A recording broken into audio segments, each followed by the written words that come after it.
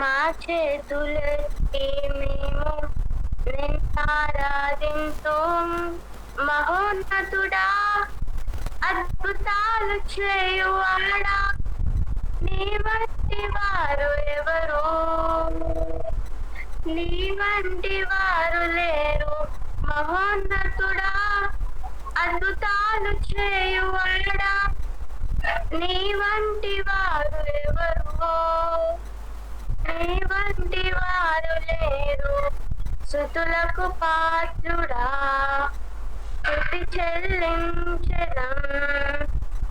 నీ నామమెంతో గొప్పది, మేమారాధింతుము. స్తుతులకు పాత్రుడా, స్తుతి చెల్లించెదం. నీ నామమెంతో గొప్పది, మేమారాధింతుము. మహోన్నతుడా, అద్భుతాలు చేయువాడా, నీ వంటి వారు ఎవరు?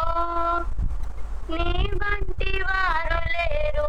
మహోన్నతుడా, అద్భుతాలు చేయువాడా, నీ వంటి వారు ఎవరు?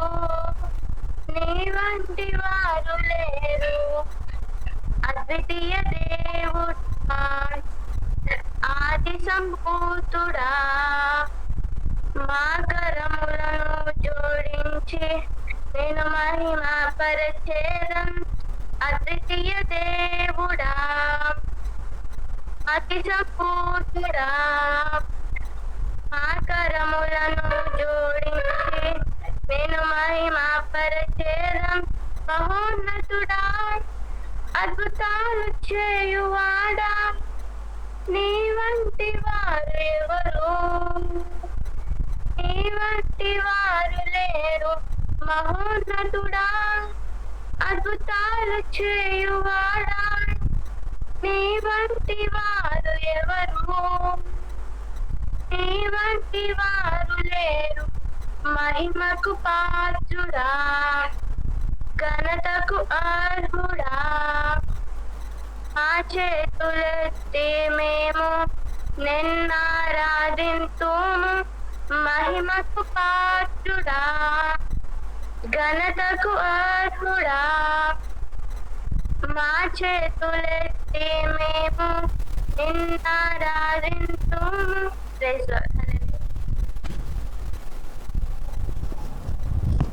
Praise the lord. బాగా పాడినావమ్మా. చల్లగా చూడుమయ్యా, విలువలేని పాత్ర నేను, కొనువారు లేరెవరు. వెలలేనిది దూరత్వంబుతో వెలుగొందు పాత్రగా చేసి, విలువలేని పాత్ర నేను, కొనువారు లేరెవరు. వెలలేని నీదు రక్తంబుతో వెలుగొందు పాత్రగా చేసి, ఆటంకముల నుండి తప్పించి నన్నెల్లప్పుడు కావుమయ్యా. నా పాత్రను నేను దయచేసి వాడుమయ్యా, దయచేసి వాడుమయ్యా. పున్నరి ఓ పున్నరి, జగదుత్పత్తిధరి, చీకటమన్నైనా నా వంక చల్లగా చూడుమయ్యా, చల్లగా. చెల్లిస్తున్నామా స్థుతులపైన ఆసీనుడవై ఉన్న దేవానికి వేలది వేల స్తోత్రం చెల్లిస్తున్నా ప్రభా. నాయన ఈ యొక్క తండ్రి ఏప్రిల్ మాసం అంతా కాచి కాపాడి నాయన ఈ యొక్క పరిశుద్ధ దినమున ప్రభా, నాయన నీ యొక్క పునరుద్ధాన దినమున తండ్రి మమ్మల్ని అందరినీ సజీవులుగా ఉంచి నాయన మంచి ఆయుష్ను మంచి ఆరోగ్యాన్ని మాకు దయచేసిన విధానాన్ని బట్టి నీకే వేలే స్తోత్రం చెల్లిసిన ప్రభా. నాయన ఉదయ కాలంలో తండ్రి మేమందరము తండ్రి భయముతో భక్తితో నీ యొక్క మందిరానికి వెళ్ళి నిన్ను స్తుతించి ఆరాధించి మహిమపరిచి నాయన తండ్రి ప్రభా తిరిగి మా ఇళ్లకు క్షేమంగా తెచ్చినందుకు నీకే వేల స్తోత్రం నాయన. ఈ మాసం అంతయు కాచి కాపాడి ఈ చివరి మా దినాలలో మమ్మల్ని ఉంచినందుకు నీకే వేల స్తోత్రం. భయంకరమైన ఎండలు కొట్టుచున్నాయి తండ్రి ప్రభా.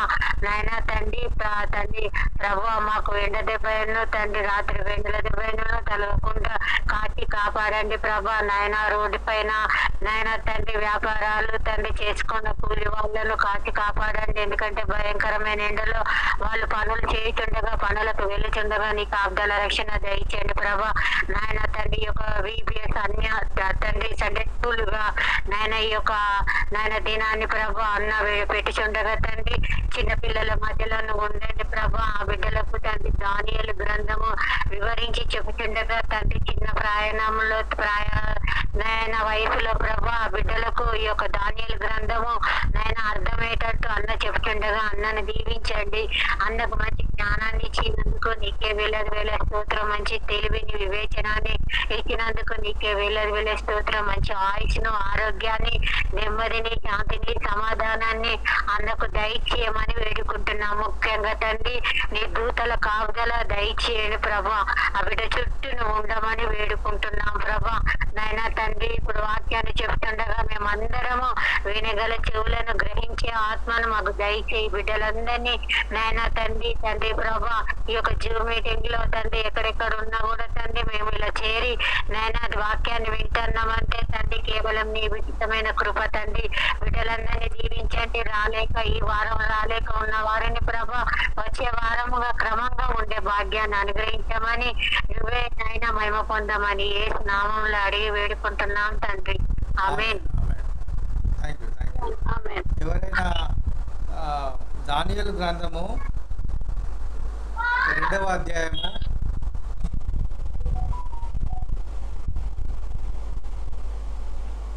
37 నుండి చివరి మటుకు 49 వరకు ఎవరైనా చదువుతారా?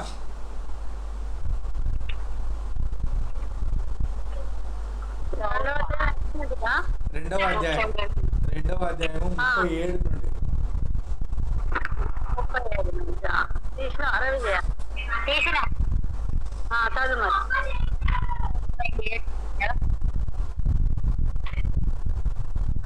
రాజా పరలోకమందున్న దేవుడు రాజ్యమును అధికారమును బలమును ఘనతయు తమరికి అనుగ్రహించి ఉన్నాడు. తమరు రాజులకు రాజై ఉన్నారు. ఆయన మనుషులు నివసించు ప్రతి స్థలమందును మనుషులనేమి భూ జంతువులనేమి ఆకాశ పక్షులనేమి అన్నిటిని ఆయన తమరి చేతికి అప్పగించి ఉన్నాడు. వారందరి మీద తమరికి ప్రభుత్వము అనుగ్రహించి ఉన్నాడు. తామే ఆ బంగారపు శిరస్సు. తాము చనిపోయిన తర్వాత తమరి రాజ్యము కంటే ఎక్కువైన రాజ్యం ఒకటి తక్కువైన రాజ్యం ఒకటి లేచును. అటు తర్వాత లోకమంతా ఏలునట్టి 3వ రాజ్యం ఒకటి లేచును. అది ఇత్తడి వంటి దగును.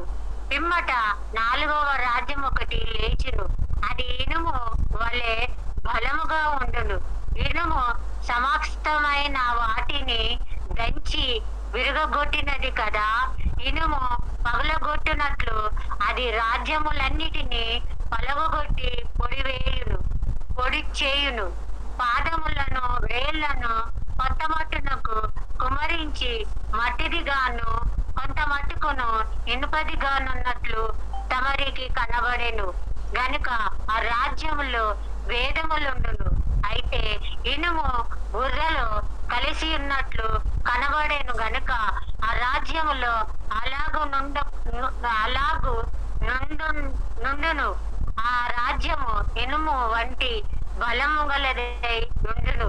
పాదముల వ్రేళ్లు కొంత మట్టుకునకు ఇనుపవిగాను కొంత మట్టుకును మట్టివిగాను ఉన్నట్లు ఆ రాజ్యము ఒక విషయములో బలముగాను ఒక విషయములో నీరసముగాను నుండును. ఇనుమును బురదయు మితిలి మిలితమై నుండుట తమరికి కనబడెను. అటువలనే మనుష్య జాతులు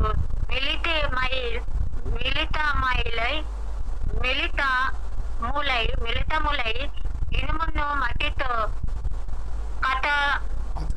కతకనట్లు వారు ఒకరితో ఒకరు పోసగా నుండురు. ఆ రాజుల పోసక ఇందుదురు. ఆ రాజుల కాలములలో పరలోకమందున్న దేవుడు ఒక రాజ్యమును స్థాపించును.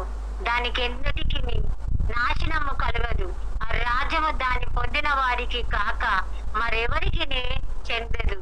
అది ముందు చెప్పిన రాజ్యములన్నిటినీ పలగొట్టి నిర్మూలము చేయును గాక.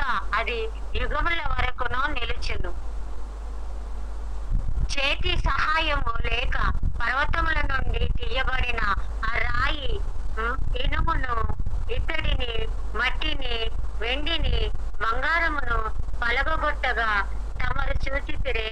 ఇందువలన మహాదేవుడు ముందు జరగబోవు సంగతి రాజునకు తెలియజేసి ఉన్నాడు. కల నిశ్చయముగా దాని భావము నమ్మదగినది. దాన్ని దానియేలు రాజుతో చెప్పెను. అంతటా రాజగు నెబుకద్నెజరు దానియేలుకు సాష్టాంగ నమస్కారం చేసి అతన్ని పూజించి నైవేద్య ధూపములు అతనికి సమర్పింప ఆజ్ఞాపించెను. మరియు రాజు, ఈ మర్మమును బయలుపరచుటకును నీవు సమర్థుడవైతివే. నీ దేవుడు దేవతలకు దేవుడును, రాజులకు ప్రభువును మర్మములను బయలుపరచు వాడనై ఉన్నాడని దానియేలుకు ప్రత్యుత్తరం ఇచ్చెను. అంతటా రాజు దానియేలును బహుగా హెచ్చించి అనేక గొప్ప దానములిచ్చి అతనిని బబులోను సంస్థానంతటి మీద అధిపతులుగాను, బబులోనులో జ్ఞానులందరిలో ప్రధానినిగా నియమించెను. అంతటా దానియేలు రాజుని యొద్ద మనవి చేసుకొనగా రాజు షద్రకు, మెషకు, అబేద్నెగోయును వారిని బబులోను సంస్థానము మీద విచారణకర్తగాను నియమించెను. అయితే దానియేలు రాజు సన్నిధిని ఉండెను. దేవుని యొక్క వాక్యాన్ని మన హృదయములో ఫలింపజేయండి. Amen amen. ఇక్కడ ఈ దానియేలు అనే వ్యక్తి ఉంటాడు కదా, ఆ దానియేలుకు ముగ్గురు స్నేహితులు ఉంటారు. వారు ఈ బబులోను రాజ్యంలో అనగా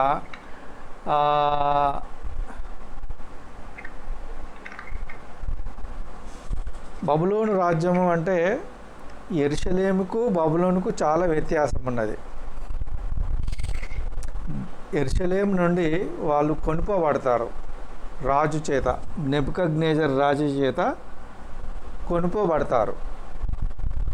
కొనుక్కోబడి వాళ్ళు చెరసాలలో అందరూ ఉంచుతారు అన్నట్టు. చెరసాలలో అంటే ఇక చెరలో ఉంటారు అన్నట్టు.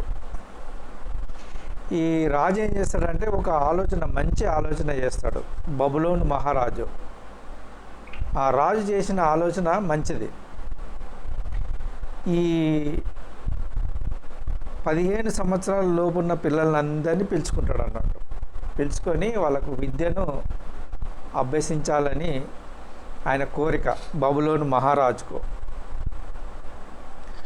అయితే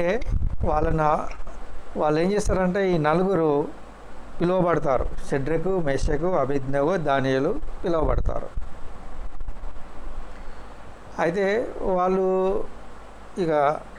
ఇక్కడ నుండి స్టార్ట్ చేస్తారు. 37వ వచనం నుండి ఆ యొక్క సన్నివేశాన్ని ప్రారంభిస్తాము. దేవుడు రాజా పరలోకమందున్న దేవుడు రాజ్యమును, అధికారమును, బలమును, ఘనతయు తమరికి అనుగ్రహించి ఉన్నాడు. తమరు రాజులకు రాజునై ఉన్నారు అని చెప్తాడు అన్నట్టు. అయితే ఈ నెబుకద్నెజరు ఒక కలగంటాడు, దాన్ని మర్చిపోతాడు.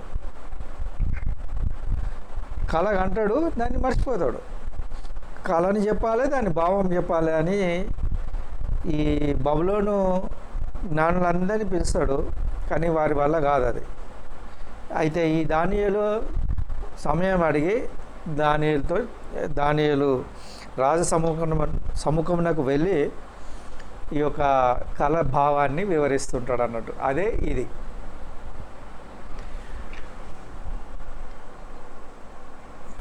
ఆయన మనుషులు నివసించు ప్రతి స్థలమందును మనుషులనేమి, భూజంతువులనేమి, ఆకాశ పక్షులనేమి అన్నింటినీ ఆయన తమరి చేతికి అప్పగించి ఉన్నారు. వారి మీద తమరికి ప్రభుత్వం అనుగ్రహించి ఉన్నాడు. తామే ఆ బంగారపు శిరస్సు. ఈ కళను చెప్తాడు, తర్వాత ఆ భావాన్ని ఇప్పుడు చెప్తున్నాడు అన్నట్టు. ఈ బంగారు శిరస్సు, వెండి ఈ భుజములు, ఉదరము ఇత్తడి, పాదాలు ఇనుము, కాళ్ళు ఇనుము, ఒక పాదము మట్టితోనూ ఇనుముతోను చేయబడింది, ఇంకో పాదము మట్టితోనూ ఇనుముతోను చేయబడిన సన్నివేశం అన్నట్టు. ఈ సన్నివేశాన్ని గుర్తు చేస్తున్నాడు. గుర్తు చేస్తుంటే ఆయనకి ఏమేమి అప్పగించినవి? ప్రభువు కదా, ఆయన రాజులకు రాజు అంటే ఆ యొక్క చక్రవర్తి అన్నట్టు. ఆయన ఎవరు? చక్రవర్తి. బబులోను మహారాజు చక్రవర్తి. 127 సంస్థానాలు అంటే 127 దేశాలు ఉంటాయి. మన భారతదేశం కూడా ఒకటే అందులో. ఆయనకు కిందనే ఉంటారు అన్నట్టు. ఆయన కింద ఈ 127 దేశాలు ఉంటాయి అన్నట్టు. అయితే బంగారు శిరస్సు అని ఆయనతోని చెప్తాడు అన్నట్టు. ఎవరు బంగారు శిరస్సు?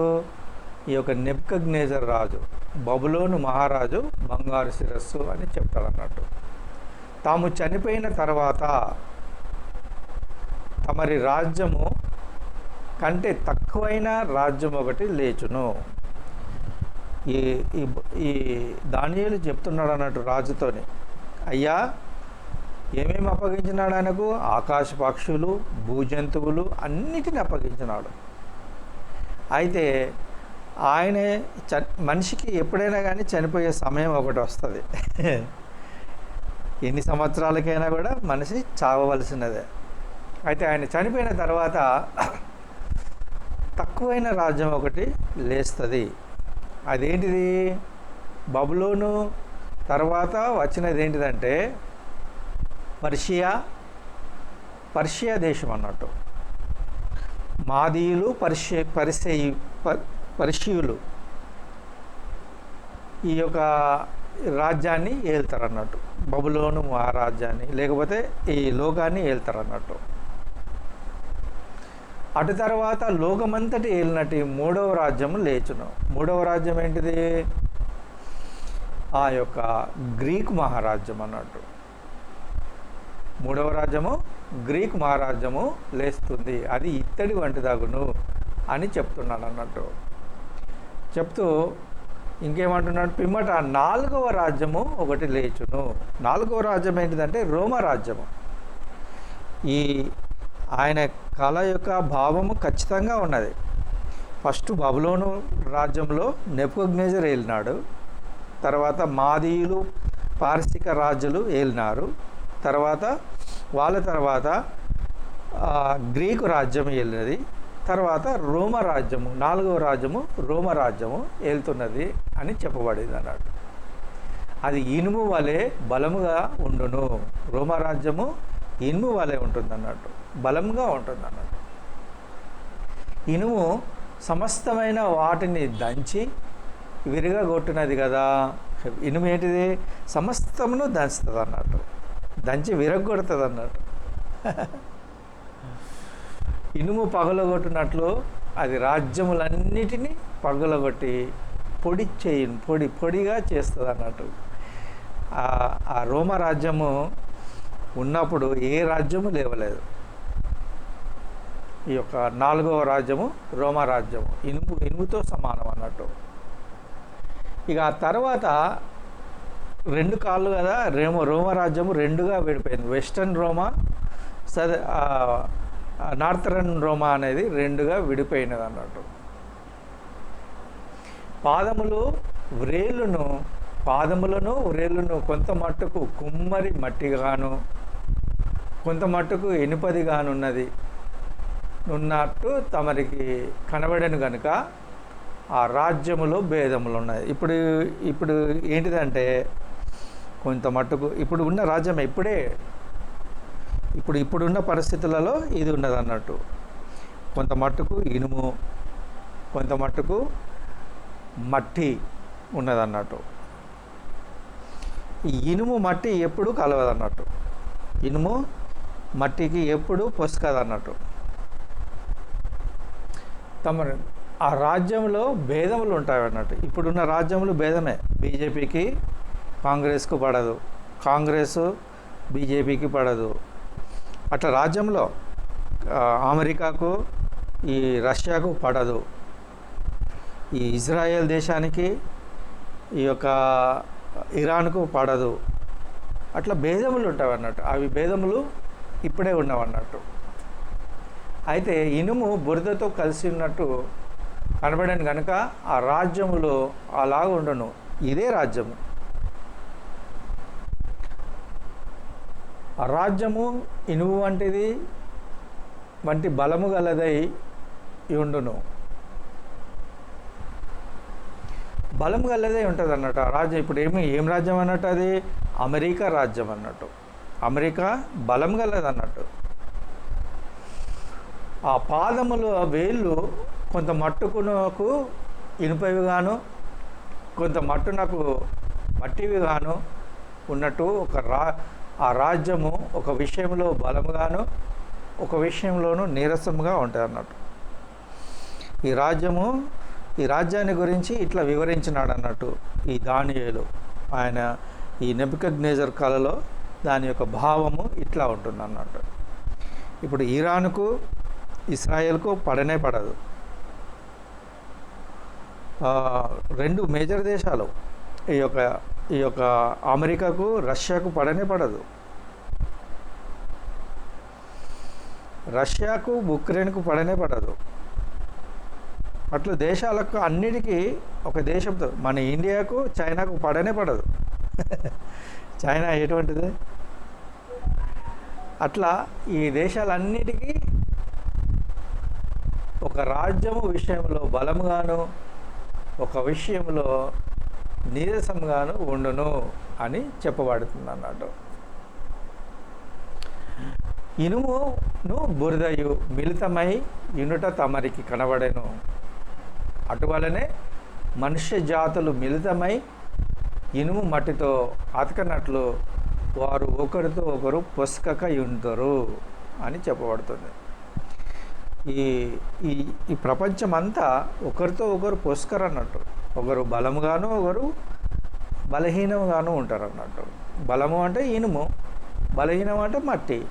అట్లాగా ఈ యొక్క దేశంలో ఈ రాజ్యంలో ఈ యొక్క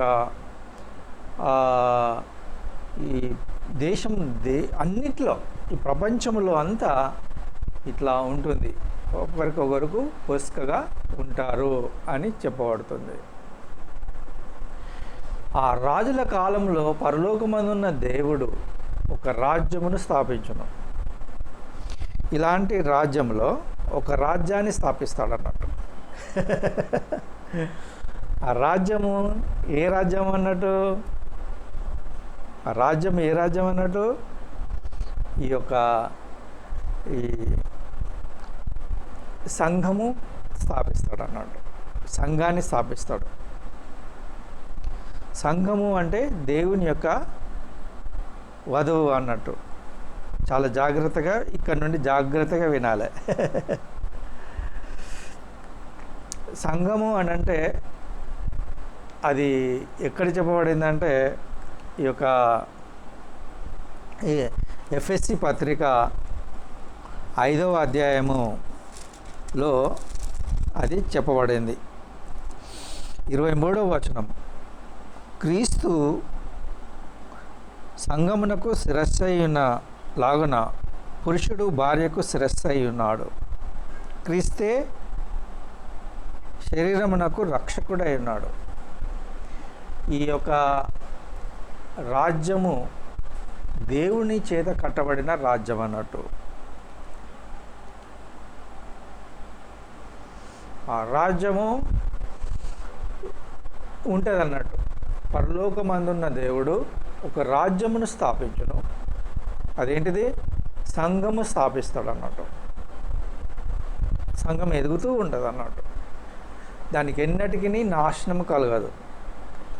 అది ఎప్పుడూ ఎదుగుతూనే ఉంటుంది. దానికి నాశనం అనేది ఉండదు. ఈ సంఘము అంటే 90% మంది సంఘంలో ఫేక్ క్రిస్టియన్స్ అన్నట్టు. ఫేక్ 90% మంది అంటే క్రైస్తవులే కానీ క్రైస్తవులు కారు అన్నట్టు. చాలా జాగ్రత్తగా ఉండాలి. వాళ్ళు క్రీస్తు విరోధులు అన్నట్టు. 90% మంది క్రైస్తవులు క్రీస్తు విరోధులు అన్నట్టు వాళ్ళు. దానికి ఎన్నటికీ నాశనం కలగదు. 10% మంది ఉంటారు కదా, వాళ్ళకు ఎప్పటికీ నాశనం ఉండదు. ఆ రాజ్యము దాన్ని పొందిన వారికి గాక మరి ఎవరికి చెందదు. ఆ 10% మందికే చెందుతుంది అది. ప్రపంచంలో ఉన్న 10% క్రైస్తవులలో 10%, ఈ ప్రపంచం మొత్తం కాదు, క్రైస్తవులలో 10%కే చెందుతుంది అన్నట్టు. అది ముందు చెప్పబడిన రాజ్యములన్నిటినీ పగలగొట్టి నిర్మూలం చేయును, కానీ అది యుగముల వరకు నిలుస్తుంది అన్నట్టు. చాలా జాగ్రత్తగా వినాలి. ఇది అందరికీ మెసేజ్. ఇది అందరి కొరకు ఉన్న మెసేజ్ అన్నట్టు. ఆ యొక్క రాజ్యమును ఏం చేస్తుంది అన్నట్టు? ఈ యొక్క బంగారాన్ని, వెండిని, ఇత్తడిని, ఇనుమును, మట్టిని అందరినీ అది కూల్స్తుంది అన్నట్టు. ఏ రాజ్యము? దేవుడు కట్టించిన రాజ్యం అన్నట్టు. నిర్మూలన చేయును, కానీ అది యుగ యుగములకు, అది అంటే సంఘము యుగ యుగములకు నిలుస్తుంది అనేది చెప్పబడుతుంది. చేతి సహాయము లేక పర్వతము నుండి తీయబడిన ఆ రాయి ఏంటిదన్నట్టు? ఆ బండ, రాయి అన్న బండ అన్న ఒకటే. ఆ బండ ఎవరు? క్రీస్తు. బండ క్రీస్తే. ఆ బండ ఎవరు? క్రీస్తే. ఆ రాయి ఏం చేస్తుంది అన్నట్టు? ఇప్పుడు రాయి ఇనుమును, ఇత్తడిని, మట్టిని, వెండిని, బంగారమును పలగొట్టిగా తమరు చూసిస్తారే. ఆ రాజు చూసినాడు కదా, చేతి సహాయం లేక పర్వతం నుండి తీయబడినది ఒక రాయి వచ్చి వీటన్నిటినీ దంచేస్తుంది. ఈ రాజ్యములన్నీ మటుమాయమైపోతాయి. చాలా జాగ్రత్తగా వినాలి. ఇది చాలా ఇంపార్టెంట్. ఈ యొక్క రాజ్యములన్నిటినీ ధ్వంసం చేస్తుంది ఈ రాయి. చేతి సహాయం లేకనే వస్తుంది అన్నట్టు. ఇందువలన మహాదేవుడు ముందుగా జరగబో సంగతి రాజునకు తెలియజేసి ఉన్నాడు.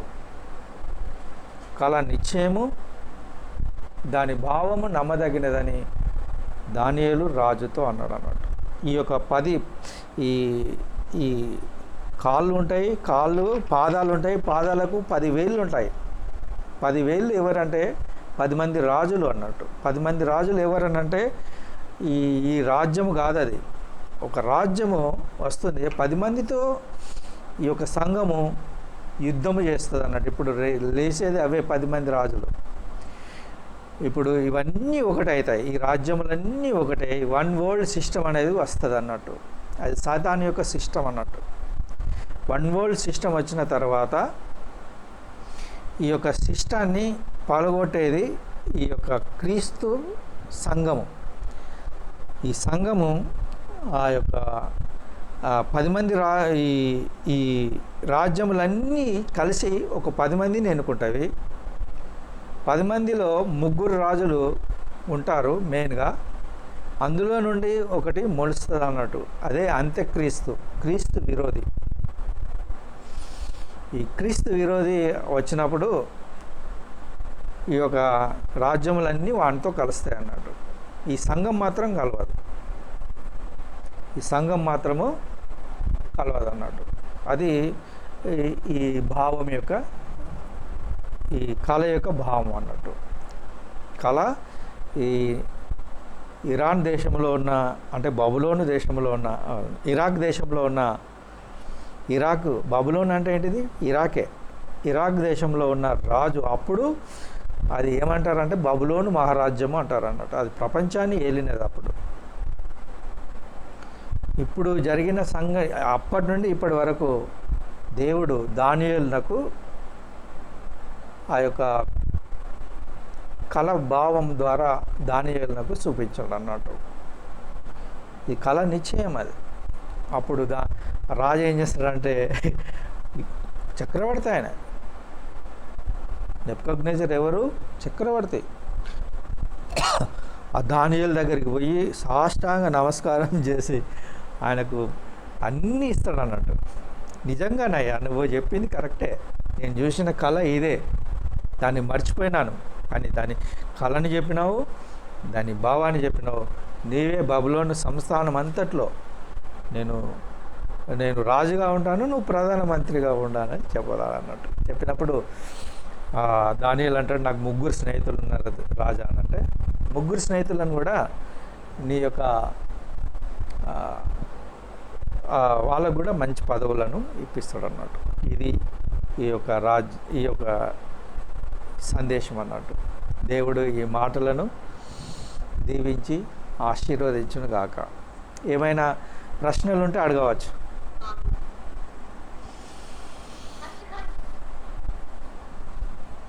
ప్రశ్నలు ఏమన్నా ఉంటే అడగవచ్చు.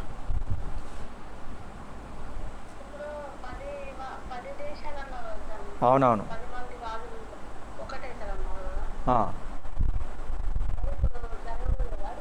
జరగబోయేది. లేదు, జరగబోయేది. 10 మంది రాజులు జరగబోయేది.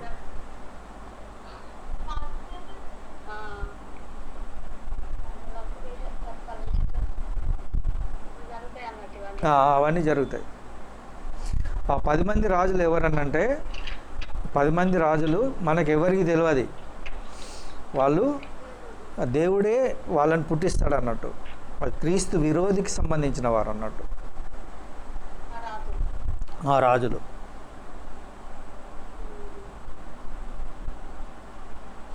ఇప్పుడు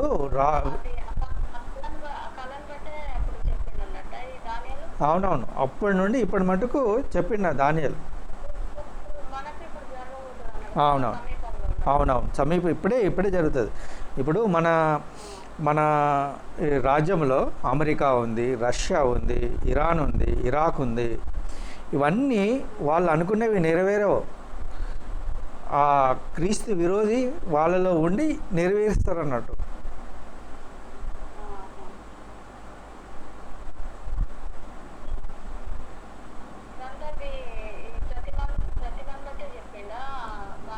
అంతే అదే ఇంకేంది.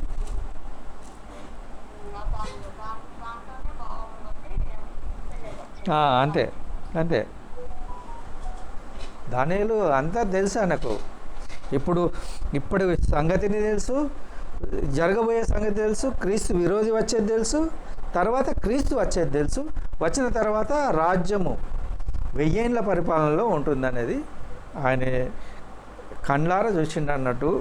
ఆ దేవుడు చెప్పిన విధంగానే జరుగుతుంది. దానియేలు రాజ్యము అంటే ఏంటిది? ఆ రాజ్యము ఎప్పటికీ నిల్చును. ఆ రాజ్యము ఎప్పటికీ నిల్చును. అది 44వ వచనం